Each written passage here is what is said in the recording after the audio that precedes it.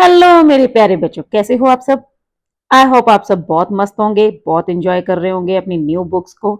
ठीक है, आज हम भी स्टार्ट करने वाले हैं एक नई यूनिट जिसका नाम है ड्रीम्स एंड डिस्कवरीज। ठीक है, क्लास 7 इंग्लिश, पूर्वी book, unit number 3। The name of the unit is dreams and discoveries. आज हम स्टार्ट करेंगे उसका पहला chapter, that is my brother's great invention. ठीक है, मतलब ये आपका यूनिट 3 का पहला चैप्टर है, लेकिन अगर हम क्लास 7 की बात करें तो ये क्लास 7 का चैप्टर नंबर भी 7 ही है। ठीक है, जिसका नाम है my brother's great invention. Okay, invention तो सबको पता होगा या नहीं पता, चलो कोई बात नहीं, मैं बता देती हूँ। इन्वेंशन क्या होता है? इन्वेंशन का मतलब होता है आविष्कार, मतलब जैसे एक रिसर्च टाइप। ठीक है, लेकिन डिस्कवरी, डिस्कवरी भी खोज होती है और इन्वेंशन होता है आविष्कार। तो इन दोनों में डिफरेंस क्या है? डिस्कवरी होती है खोज, मतलब ऐसी चीज जो पहले से होती है दुनिया में या हमारे आसपास, पहले से वो अवेलेबल होती है, लेकिन उसको ढूंढना होता है। ठीक है, जैसे कि मतलब ग्रेविटी। ठीक है, ग्रेविटी को डिस्कवर किया गया था क्योंकि वो थी ऑलरेडी, ये नहीं था कि उसको बनाया गया था। ठीक है, कोई भी चीज होती है, जैसे मान लो यूनिवर्स से रिलेटेड जो प्लैनेट्स को सब डिस्कवर करते हैं ना, प्लैनेट्स के ऊपर पानी है नहीं है, उनके बारे में नई नई खोज करते हैं। So these all are discoveries, क्योंकि ये चीजें पहले से हैं, प्रेजेंट तो हैं, लेकिन इनके बारे में ढूंढना होता है, जानना होता है। और इन्वेंशन जो है वो भी एक तरह की खोज है, लेकिन ये किसी ऐसी चीज की खोज होती है जो पहले से प्रेजेंट नहीं होती। ठीक है, मतलब इसका आविष्कार किया जाता है, दैट मीन्स कि इसको कोई दिमाग लगाता है और एक नया कॉन्सेप्ट जो है वो बनाता है, और ये पहले से नहीं होता। जैसे सपोज करो कि टायर, ठीक है, पहिया। अब ये जो पहिया था, टायर था, ये कोई यूनिवर्स में तो था नहीं। ठीक है, इसको किसी ने दिमाग लगाया, उसने सोचा कि हाँ यार, ऐसे करके अगर एक राउंड चीज बन जाती है तो वो फिर ऐसे ऐसे मूव करेगी। फिर धीरे धीरे उससे मशीनें बनने लगी, है ना। अभी जैसे मान लो मोबाइल फोन है, मोबाइल फोन पहले यूनिवर्स में तो था नहीं कहीं पर, कि वो कहीं अवेलेबल था और किसी ने उसको ढूंढा है। डिस्कवरी नहीं है, वो इन्वेंशन है, किसी ने उसको बनाया है। ठीक है, इन्वेंट किया है, अलग अलग दिमाग लगा के, अलग अलग कॉन्सेप्ट लगा के, दैट इज इन्वेंशन। तो ये आपको पता होना जरूरी है, क्योंकि कई बार बेसिक क्वेश्चन में ही कई बार पूछ लेते हैं कि what is the difference between invention and discovery.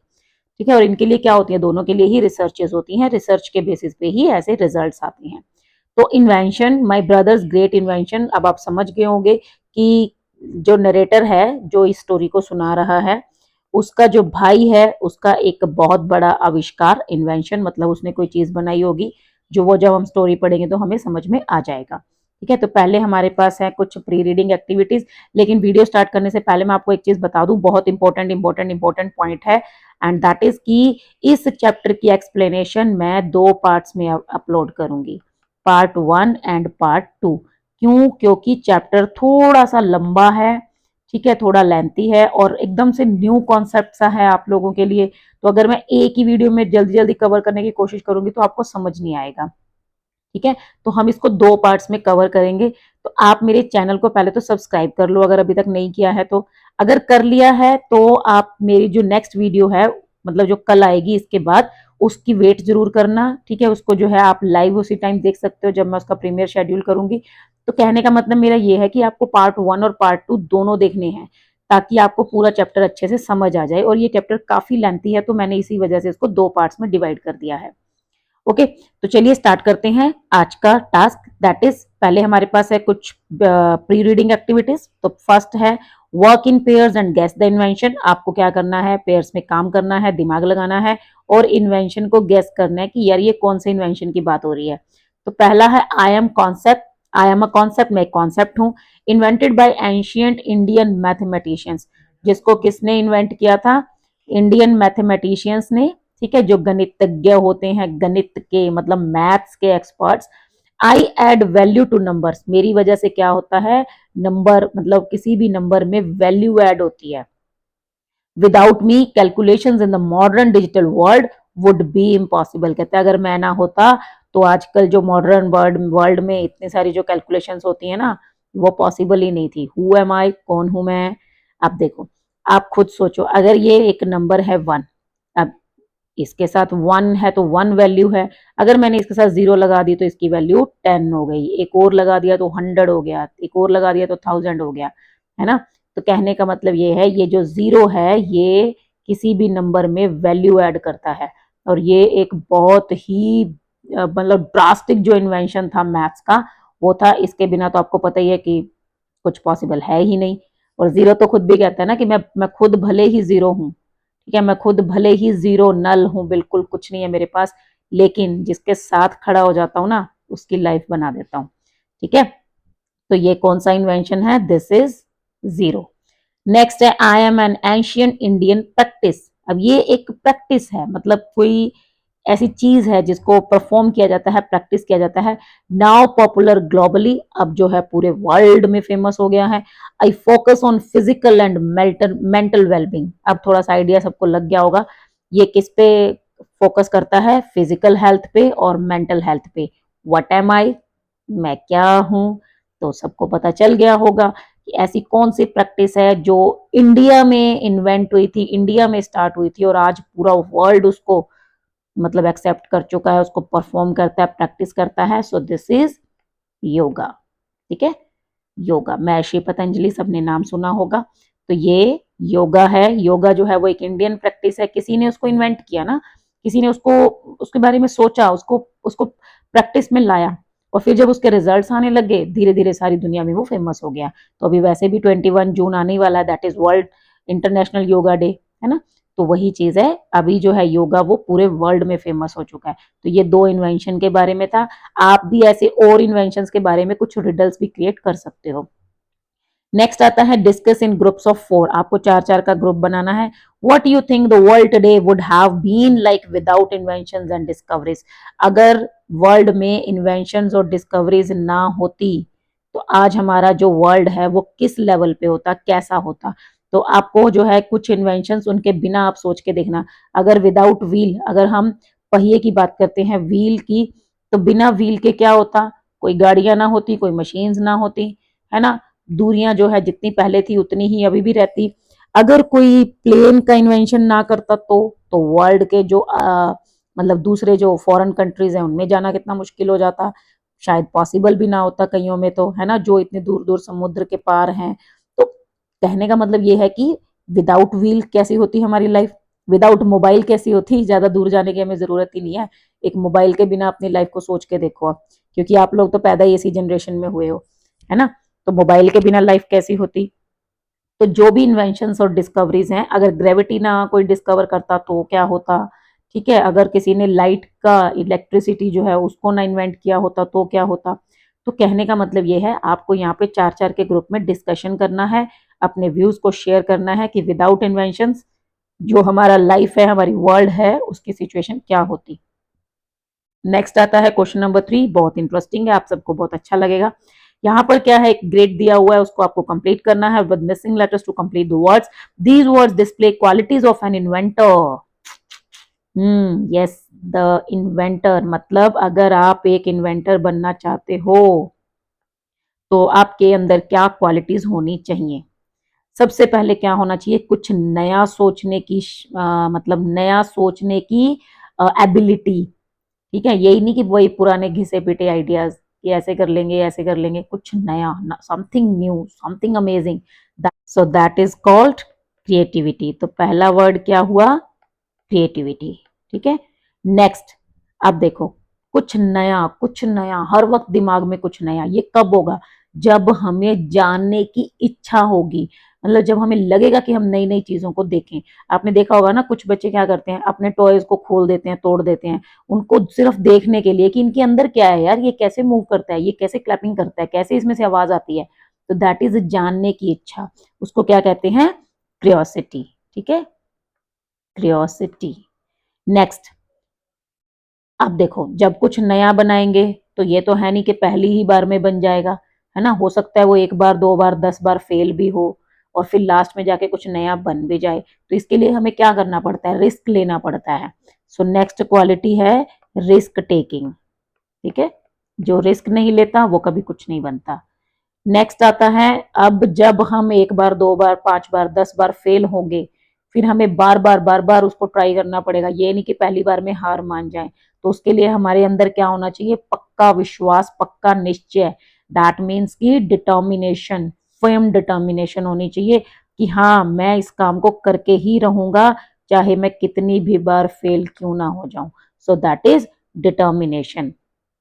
और ऐसे काम कौन करते हैं? जो अपने सपनों के संसार में खोए रहते हैं, ठीक है, जिनकी इमेजिनेशन बहुत स्ट्रांग होती है, मतलब वो कुछ नया इमेजिन करते हैं कि ऐसी मशीन बनाऊं कि दुनिया से गायब हो जाऊं और फिर सब कुछ देखता रहूं, किसी को पता भी ना चले। तो वो इमेजिनेशन है। क्योंकि जो जिसके अंदर इमेजिनेशन नहीं होगी ना, वो तो यही बोलेगा, हट, ऐसा कोई पॉसिबल है ही नहीं, ऐसा हो ही नहीं सकता। तो जिसके अंदर इमेजिनेशन होगी, वही इस चीज को, किसी नई चीज को इन्वेंट कर पाएगा। ठीक है, तो इमेजिनेशन होनी जरूरी है। So these are the qualities: creativity, curiosity, risk taking, determination, imagination. इसके अलावा आप और एड ऑन कर सकते हो अपनी तरफ से। हार्डवर्क होना चाहिए, पेशेंस होनी चाहिए, है ना। तो ये आपको वर्ड ग्रेड जो है मैंने कंप्लीट करवा दिया है। यहाँ हमारी स्टोरी स्टार्ट हो जाती है। चैप्टर का नेम है माय ब्रदर्स ग्रेट इन्वेंशन। तो यहाँ से हम स्टार्ट कर रहे हैं। एक प्ले टाइप है ये भी थोड़ा सा, ठीक है। बहुत इंटरेस्टिंग है, ध्यान से सुनोगे तो पक्का समझ में आ जाएगा, अदरवाइज आपको लगेगा कि यार बहुत लेंथी है, बहुत मुश्किल है। तो चलिए स्टार्ट करते हैं एक्सप्लेनेशन। सबसे पहले है, who put that water bag here, roared my father from the front door step. मतलब किसके फादर? ये जो माई है ये कौन है? ये नरेटर है जो स्टोरी सुना रहा है, ठीक है। तो वो कहता है, वैसे एक लड़की है, वो कहती है कि मेरे पिताजी, ठीक है, फ्रंट डोर स्टेप, जो मतलब घर में एंट्री का डोर स्टेप होता है, दहलीज होती है, वहीं से चिल्लाए, who put that water bag air, किसने ये पानी का बैग भर के यहाँ पे रखा है, पानी का लिफाफा रखा है। Your burglar alarm, I hissed to my brother Anand who was getting ready to disappear from the house. तो मैंने क्या किया, अपने भाई को धीरे से, मतलब हिस मतलब जैसे सांप की आवाज नहीं होती, ऐसे करके, तो कहते हैं मैंने धीरे से मेरे भाई को ऐसे करके बोला, अरे ये तुम्हारा बर्गलर अलार्म है ना, मतलब जैसे भाई को बचाने के लिए कि पापा को पता भी ना लगे। कहती ये तुम्हारा बर्गलर अलार्म है। बर्गलर क्या होता है? जो चोर आने पे, चोरी मतलब चोर आने पे बजेगा, ऐसा ये अलार्म है तुम्हारा।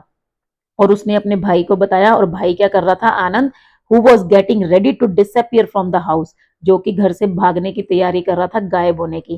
क्यों? क्योंकि उसका जो वो एक मतलब वो कुछ शायद नया इन्वेंट कर रहा था कि घर में जैसे ही चोर घुसेगा, उसके ऊपर पानी का लिफाफा गिरेगा, तो वो अलार्म बजेगा और पता चल जाएगा हमें कि घर में चोर आया है। अब वो बेचारा तो कुछ इमेजिन कर रहा है ना, कुछ नया करने की कोशिश कर रहा है, लेकिन हो उल्टा जाता है, उसके पापा आ जाते हैं और वो पापा के ऊपर पानी गिर जाता है, तो पापा चिल्लाने लग जाते हैं, ये कौन बेवकूफ है जिसने दरवाजे के ऊपर पानी का लिफाफा भर के रख दिया है ना। तो उसकी बहन उसको बोलती है ये तुम्हारा है, और वो भागने की तैयारी कर रहा होता है। माँ rushed in to see what the racket was all about and found papa standing there sopping wet and scowling. ठीक है, यहाँ पे देखो 3 वर्ड्स आए हैं।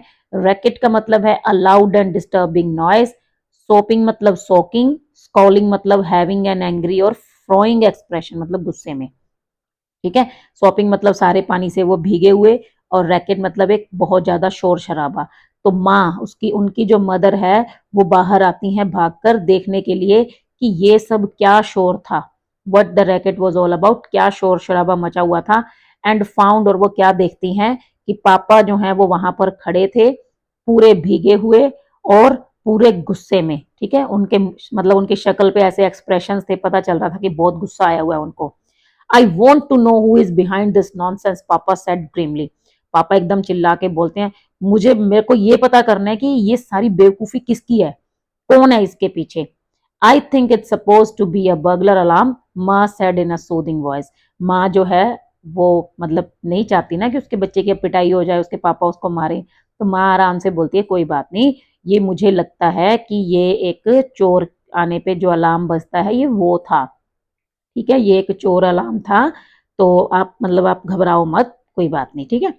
I don't care what is suppose to be, papa said. पापा कहते हैं मुझे कोई कुछ नहीं पता ये क्या था क्या नहीं। Where's that boy, I am sure he rigged this up. कहाँ है वो लड़का, मुझे पता है ये उसी का किया कराया है। रिग दिस अप मतलब असेंबल्ड समथिंग टेम्परेरीली, मतलब ये पक्का उसी ने यहाँ पर सारा सामान फिट किया होगा दरवाजे पे, है ना, कि जैसे ही कोई चोर आएगा उसके ऊपर पानी गिर जाएगा। Anand had vanished by this time, vanish क्या होता है, गायब हो जाना। अब तब तक आनंद जो है वो भाग गया था, मतलब गायब हो गया था। And reappeared only after dinner when papa had cool down, और वो फिर पापा के सामने कब आया, बिल्कुल लास्ट में डिनर के बाद, मतलब जब पापा बिल्कुल ठंडे हो गए थे, पापा का गुस्सा शांत हो गया था, तब वो उनके सामने आया। Before this story let me put you in the picture. अब देखो यहां तक नरेटर ने हमें एक स्टोरी सुना दी कि उस दिन हमारे घर में ये क्या हुआ था। अब कहती है इस स्टोरी से पहले, ठीक है, before this story let me put you in the picture, मैं तुम्हें थोड़ा सा कहती है बता दूं, ठीक है, मैं आप सबको मतलब एक सिंक्रोनाइज कर लेती हूँ अपनी स्टोरी के साथ कि मैं क्या बताना चाहती हूँ। आई एम अनीता, मेरा नाम अनीता है, 14 ईयर्स ओल्ड, मैं 14 ईयर्स की हूँ। माई ब्रदर आनंद 1 ईयर यंगर देन मी, मेरा भाई आनंद जो कि मुझसे 1 साल छोटा है। caused all that hoo-ha with his burglar alarm, उसी ने ये सारा घर में काओस क्रिएट किया था, सारा हूहा मतलब शोरगुल जो मच रहा था उस दिन, वो उसकी वजह से हुआ था, क्योंकि वो एक बर्गलर अलार्म बना रहा था, ठीक है, एक बर्गलर अलार्म बना रहा था उसकी वजह से। And this is not the first time he is got on papa's nerves और frighten someone half to death in the house, और कहते ये पहली बार नहीं हुआ था कि जब उसने पापा को गुस्सा दिलवाया हो या किसी को इतना डरा दिया हो घर में कि वो ऑलमोस्ट आधा मर ही गया हो इंसान, मतलब वो ऐसी चीजें फ्रीक्वेंटली करता रहता था। The trouble with him is that he thinks he is a scientist. अब कहती है प्रॉब्लम क्या थी, मेरे भाई को लगता था कि वो एक साइंटिस्ट है, ठीक है, बस यही प्रॉब्लम थी। ही लव्स टिंकरिंग, टिंकरिंग मतलब एक्सपेरिमेंटिंग और फिडलिंग, मतलब बार बार एक्सपेरिमेंट्स करना, उसको अच्छा लगता था एक्सपेरिमेंट्स करना with all sorts of electric gadgets, tools, dynamos, planks of wood and things like that, मतलब उसको अच्छा लगता था हर तरह की चीजों के साथ एक्सपेरिमेंट करना। कैसी चीजें, जैसे कि इलेक्ट्रिकल गैजेट्स, कोई भी बिजली की चीजें, कोई टूल्स, कोई डायनमोस मतलब इलेक्ट्रिक जनरेटर, वुड के टुकड़े एंड थिंग्स लाइक दैट, मतलब वो कुछ भी ऐसा उसे इधर उधर से इकट्ठा करके उनके साथ एक्सपेरिमेंट करना उसको बहुत अच्छा लगता था। And he keeps creating inventions that never work out as they are suppose to, और उसके जो इन्वेंशन थे वो करता रहता था, और उनमें से कोई जैसे वो सोचता था ना वैसा कभी कोई काम करता ही नहीं था, मतलब वो बेचारा सोचता कुछ और था, हो कुछ और ही जाता था। अब यहाँ आप पिक्चर में देख सकते हो ना, ये देखो उसने वायर्स और ये कोई पुली टाइप जो है टूल्स वगैरह लगा के एक जो है पानी का कुछ बैग सा भर के रखा है, तो जैसे ही कोई बंदा दरवाजा खोलेगा ये उसके ऊपर गिर जाएगा। तो यहाँ से मतलब जब पानी गिरेगा तो ऑब्वियस है थोड़ा थोड़ा हू हल्ला तो होगा ही, तो पता चल जाएगा कि दरवाजे पे कोई घुसने की कोशिश कर रहा है। अब उसने किया तो बेचारे ने चोर के लिए था ना, कि चोर आएगा तो पता चल जाएगा, लेकिन अब बाय चांस उसके पापा आ गए। अब जब पापा आ गए तो उनके ऊपर पानी गिर गया और उसको डांट पड़ गई, तो उल्टा हो गया। Recently there had been a rush of thefts in the colony, अब कहती है अभी थोड़े दिन पहले से क्या चल रहा था, कॉलोनी में काफी सारी चोरियां हो रही थी, ठीक है। And Anand had got it into his head that what was needed was a burglar alarm, और आनंद के दिमाग में ये बात बैठ गई थी कि अभी सबसे ज्यादा किस चीज की जरूरत है, एक बर्गलर अलार्म बनाने की जरूरत है। सो द मिनट पापा लेफ्ट फॉर द ऑफिस, तो जैसे ही पापा ऑफिस के लिए निकले, एंड माँ फॉर द मार्केट, मम्मा मार्केट के लिए निकल गई, he started on his latest scheme, तो उसने अपनी लेटेस्ट स्कीम पे काम करना शुरू कर दिया। As usual I had to be involve, कहती है हमेशा की तरह मेरी इन्वॉल्वमेंट भी जरूरी थी, अब बड़ी बहन है तो भाई का साथ तो देगी ही। Though I would have preferred to finish my novel, हालांकि कहती है मेरे को अपना नॉवल फिनिश करना था, बट फिर भी मेरे को थोड़ी सी इन्वॉल्वमेंट करनी पड़ी। If you get a shelling don't bring me in, I want Anand, लेकिन कहती है मैंने आनंद को पहले ही बोल दिया था कि अगर तुमसे कोई गलती हुई, ठीक है, और तुम्हारे ऊपर कोई मतलब एक टाइप का बॉम्ब ब्लास्ट हुआ, कोई गुस्सा आया किसी को, तो मुझे बीच में मत घसीटना, मतलब अगर कुछ गलत हो गया तो मेरा नाम मत लेना। Nothing will go wrong this time, I have planned it out carefully, see the blueprint.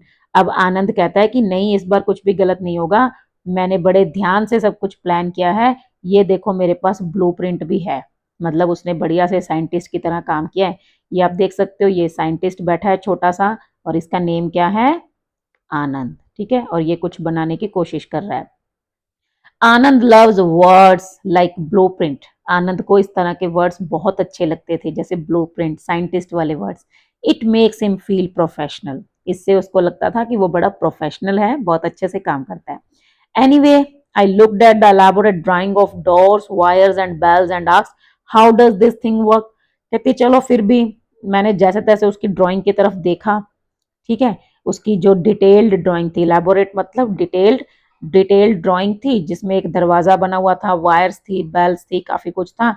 मैंने उससे पूछा, हाँ बताओ ये काम कैसे करेगा? It's quite simple. अब आनंद कहता है ये तो बहुत सिंपल सा है।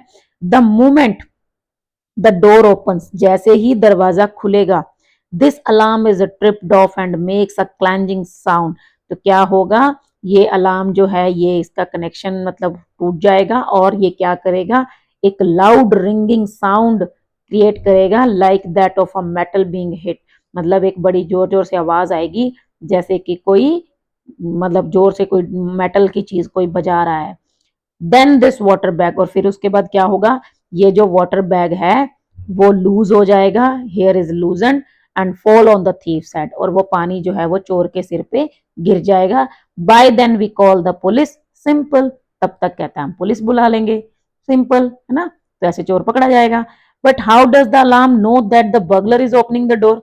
अब वो कहती है कि लेकिन अलार्म को कैसे पता चलेगा कि जो दरवाजा खोल रहा है वो चोर है? कोई और भी तो हो सकता है, घर के अंदर सिर्फ चोर ही थोड़ी ना आएगा, कोई और भी तो आ सकता है। तो आनंद कहता है, I have taken care of that. तो आनंद सेड लॉफ्टीली, आनंद बड़े आराम से बोलता है, हाँ मैंने उसका ध्यान रखा है। I had my own doubts about the alarms गेसिंग पार्ट्स। कहता है हालांकि मेरे को भी इस चीज पे शक था कि जो अलार्म है उसको कैसे पता चलेगा, वो कैसे गेस करेगा कि ये चोर है या कोई घर का मेंबर है। But kept them to myself, because when Anand is one of his inventive moods, nothing stops him. अब यहाँ पर वो थोड़ा एटीट्यूड के साथ बोल रहा है। वो कहता है मेरे दिमाग में भी डाउट्स तो आए थे, लेकिन मैंने अपने तक ही रखे, मैंने किसी से शेयर नहीं किए। क्योंकि जब आनंद, देखो ऐसे करके जैसे बड़े बढ़िया तरीके से बोल रहा है, क्योंकि जब आनंद जो है वो अपने साइंटिस्ट वाले मूड में होता है तो उसको कोई चीज रोक नहीं सकती। ठीक है, मतलब आनंद कहता है कि मेरे दिमाग में भी डाउट्स तो आए थे, लेकिन मैंने फिर भी बना दिया कि कोई बात नहीं, let's check it. You see, Anand explain smugly, a thief tries to open the door stealthily. I have rigged it up so that the alarm works only when the door is opened gently.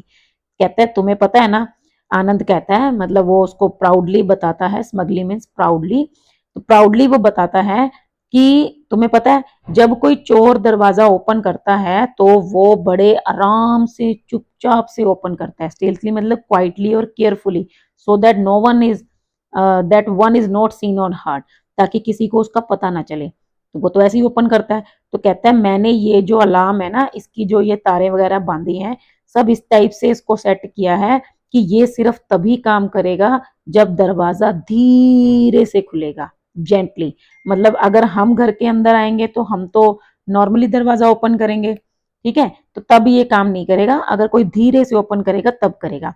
It was spectacled, spectacled मतलब doubtful. तो मतलब ये doubtful तो लग ही रहा था, क्योंकि ऐसे थोड़ी होता है, कोई जोर से दरवाजा थोड़ी पटकेगा हर बार, आराम से ही खोलते हैं दरवाजा तो, है ना। सो रिमेंबर इफ पापा ask, I am not involve. बस उसकी बहन उसको बताती है, बस इतना याद रखना, अगर पापा पूछते हैं तो मैं तुम्हारे साथ इन्वॉल्व नहीं हूँ, ठीक है। आई वॉन्ट, मैं तुम्हें बता रही हूँ, मतलब मैं तुम्हारी इस घटिया हरकत में तुम्हारे साथ नहीं हूँ। Now clean up this mess before anyone gets home. कहती है जल्दी से अपना ये सब सामान समेटो, जो तुमने रायता फैला रखा है, ये सब जो गंदगी फैला रखी है, इसको सबको हटाओ यहाँ से, इससे पहले कि कोई घर पे आ जाए। As you already know, my doubts about the alarm were quite justified. अब कहते हैं मेरे को तो पहले ही शक था, ठीक है, उसके अलार्म पे, और वही हुआ जिसका डर था। एज यू ऑलरेडी नो, जैसे अब आप सबको पता ही है, क्योंकि स्टोरी की स्टार्टिंग उसी से हुई। मेरे जो भी डाउट्स थे अलार्म के बारे में वो सब सही थे। पापा who always open the door softly, पापा जो हैं वो हमेशा डोर को आराम से ही खोलते हैं। Was thoroughly soft and angry, as angry could be. ठीक है, मतलब उन्होंने आराम से दरवाजा खोलते हैं वो हमेशा ही, तो अब वो पूरी तरह से गीले हो चुके थे और उनको जितना गुस्सा आ सकता था उतना गुस्सा आया हुआ था। Anyway for a week after this, अब कहती है जैसे तैसे चलो एक एक हफ्ता बीत गया। Anand did not dare to try anything new. अभी आनंद ने कोई कोशिश नहीं की कुछ नया बनाने की, क्योंकि पापा ने उसको बहुत उस दिन डांटा ना बहुत उसको वार्न किया कि कुछ नया नहीं बनाओगे तुम। Then we saw this film, तो उस टाइम क्या हुआ, उन्होंने एक मूवी देखी, Back to the Future. Movie का नेम था बैक टू द फ्यूचर। ठीक है, I don't know if you have seen it but it's all about a time machine. कहती है मुझे तो नहीं पता, वो अपनी ऑडियंस को बोल रही है, हमें मतलब जो हम सुन रहे हैं रीडर्स को। कहती है कि मुझे नहीं पता तुमने मूवी देखी है या नहीं देखी, लेकिन ये जो मूवी है ये एक टाइम मशीन के बारे में है। Well that was the end of peace and quite in the house. अब कहती है उस दिन क्या हुआ, जैसे ही वो मूवी देखी फिर से हमारे घर में जो शांति और एक चुपचाप सा माहौल था ना, कि अभी शांति थी हर तरफ की, कोई कुछ नया नहीं कर रहा था, उसका एंड हो गया। क्योंकि अब मेरे भाई के दिमाग में फिर से एक खुराफाती आइडिया आ गया। और वो क्या था, my brother decided that he had to make a time machine too. अब उसके दिमाग में आया कि अब मैं क्या बनाऊंगा, एक टाइम मशीन बनाऊंगा। ये आप देख सकते हो, ये उसकी बहन है, ठीक है, अनीता। और ये जो है इसने Back to the Future movie का नेम दिखाया है। और ये उसके दिमाग में आइडियाज हैं, एक मशीन है ना, वो मिक्सर ग्राइंडर, ये कोई ओवन टाइप है। तो अब जो है उसके दिमाग में क्या ख्याल आ गया कि अब वो एक टाइम मशीन बनाएगा। Papa locked up his toolbox and hid the key while माँ kept a very very eye on her oven and mixer. मतलब कहती है पापा ने जो अपना टूल बॉक्स था वो लॉक करके चाबी जो है वो छुपा दी थी कि आनंद के हाथ ना लगे। और मम्मी जो है वो हमेशा पूरा ध्यान रखती थी अपने किचन के जो भी जो होते ना, मतलब अप्लायंसेज होते हैं उनके ऊपर, जैसे अवन, मिक्सर ग्राइंडर, फ्रिज, ये सब। Because as I told you, when Anand is on one of his inventing binges, he takes apart all the gadgets in the house to collect parts। कहती जैसे मैंने आपको पहले ही बता दिया कि जब भी आनंद के दिमाग में एक साइंटिस्ट घुस जाता था, मतलब उसके दिमाग में कुछ ऐसा आता था, फिर वो घर के सारे गैजेट्स उठा लेता था। ठीक है, सारे जो है वो मतलब सारे गैजेट्स वहां से ले जाता था और सारे पार्ट्स वगैरह इकट्ठे कर लेता था। You can't imagine the noise that was going on. कहते तुम आइडिया भी नहीं लगा सकते कितना शोर उस दिन होता था, मतलब क्या शोर हो रहा था। हैमरिंग एंड साइंग एंड क्लैटरिंग, मतलब हथौड़ी की आवाज आ रही है। हैमर, हैमर क्या होता है, हथौड़ा। साइंग मतलब आरी की आवाज आ रही है, जो आरा होता है ना काटने वाला, ठीक है, उसकी आवाज आ रही है। क्लैटरिंग मतलब इधर उधर शोर की आवाज आ रही है, कुछ भी नॉइस हो रहा है। Anand's room next to our room was transformed into a network of wires, springs, levers and bulbs। अब क्या हुआ, जो आनंद का कमरा था जो कि हमारे रूम से नेक्स्ट रूम था, वो पूरी तरह से चेंज हो गया था। कैसे चेंज हो गया था, एक ऐसे नेटवर्क में जहां पर क्या था, सिर्फ wires, springs, levers and bulbs and all that. मतलब अब वो क्या कर रहा था, वो अपने नए इन्वेंशन पे काम कर रहा था।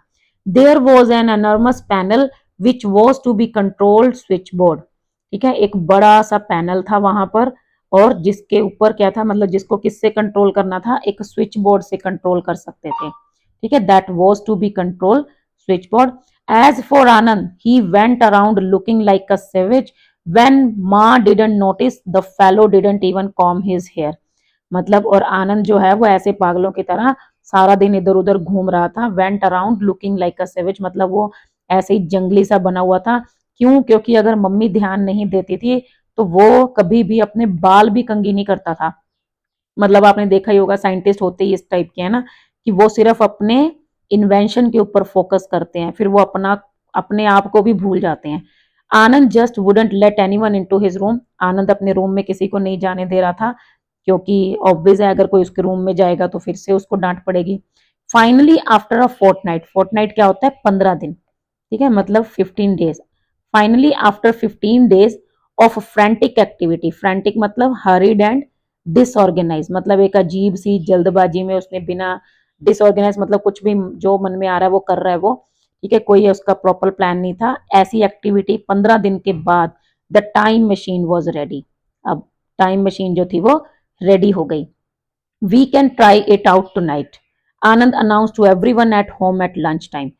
जैसे लंच टाइम था तो आनंद ने अनाउंस कर दिया, उसने बोल दिया कि हाँ अब मेरी जो टाइम मशीन है वो रेडी है, आज हम इसको ट्राई कर सकते हैं। I don't know what you have been up to in that room but you are not trying out anything no new, papa said family. अब पापा कहते हैं कि मुझे नहीं पता कि तुम अपने रूम में क्या करते रहते हो, लेकिन मैं मतलब जो कह रहा हूँ वो ये है कि तुम होपफुली कुछ नया ट्राई नहीं कर रहे हो। ठीक है, मतलब कुछ नया बना मत लेना अब इस बार। But it's a time machine, I have invented it, Anand protested. अब आनंद जो है वो थोड़ा प्रोटेस्ट करके बोलता है, पापा लेकिन ये एक टाइम मशीन है, मैंने इसको इन्वेंट किया है, मैंने बनाई है। व्हेन आई से नो मीन नो, पापा सेड ग्लेरिंग। पापा एकदम से थोड़ा मतलब गुस्से में आके बोलते हैं, जब मैंने मना कर दिया तो कर दिया, ठीक है। पुअर बॉय, माँ said noticing Anand crestfallen look. Crestfallen look मतलब सैड एंड डिसअपॉइंटेड अपीयरेंस। मतलब माँ बोलती है बेचारा मेरा बेटा, है ना, जैसे मम्मा हमेशा बच्चों को सपोर्ट करती हैं, तो वो बड़ा सैड सा दिख रहा था, तो मम्मी उसको थोड़ा बोलती है कोई बात नहीं बेटा, है ना, ऐसे बेचारा मेरा बच्चा। At least let's take a look at it. तो वो पापा को बोलती हैं अरे भाई आप एक बार बस देख तो लो। पापा साइड, पापा भी थोड़ा ऐसे बेचारे बोलते हैं ठीक है, all right, but if the house falls it's your fault. तो वो कहते हैं ठीक है देख लेता हूं, लेकिन अगर बाय चांस हमारा घर जो है वो गिर गया तो ये सब तुम्हारी गलती होगी। कहने का मतलब क्या है यहाँ पर कि पापा जो है उनको अभी भी डाउट ही है कि इसने जरूर कोई नई वाहियात सी चीज बनाई होगी जिसकी वजह से हमारा पूरा घर भी ब्लास्ट हो सकता है, ठीक है, क्योंकि उनको पता है कि ये कुछ उल्टा पुल्टा करता ही रहता है। As it turned out, we could not try out the time machine that day at all. The next day, Papa and Ma were going to Kharagpur, a few hours away from Kolkata. ठीक है, for a wedding. आप देखो कहता है कि उस दिन तो हमने वो टाइम मशीन ट्राई नहीं की, ठीक है, we could not try out the time machine that day at all. उस दिन तो हमने जैसे तैसे निकाल दिया, हमने वो टाइम मशीन ट्राई नहीं की। नेक्स्ट डे क्या हुआ, पापा एंड मम्मी वो दोनों खड़गपुर जा रहे थे, जो कि कलकत्ता से थोड़ी कुछ घंटों की दूरी पर है। किसके लिए जा रहे थे, फॉर अ वेडिंग, एक शादी थी। माँ was worried about living us alone, mummy को थोड़ी टेंशन हो रही थी हमें अकेला छोड़ने में, बट वी रीअश्योर्ड हर, लेकिन हमने उनको रीअश्योर किया कि मम्मी आप बिना टेंशन लिए चले जाओ, हम अपना ध्यान खुद रख लेंगे। We are old enough to look after ourself माँ, हम अपना ध्यान रख लेंगे, अब हम बड़े हो गए हैं मम्मा। I said and we can go next door to Sharma aunty if we need anything. और कहती है मैंने कहा कि अगर हमें किसी भी चीज की जरूरत हुई तो हम जो हमारे पड़ोसी हैं साथ वाले घर में शर्मा आंटी, हम उनके पास चले जाएंगे। And it's only one night, Anand added. और आनंद ने भी कहा कि कोई बात नहीं मम्मा, एक रात की तो बात है। All right but promise me you won't do anything with that time machine till we come back.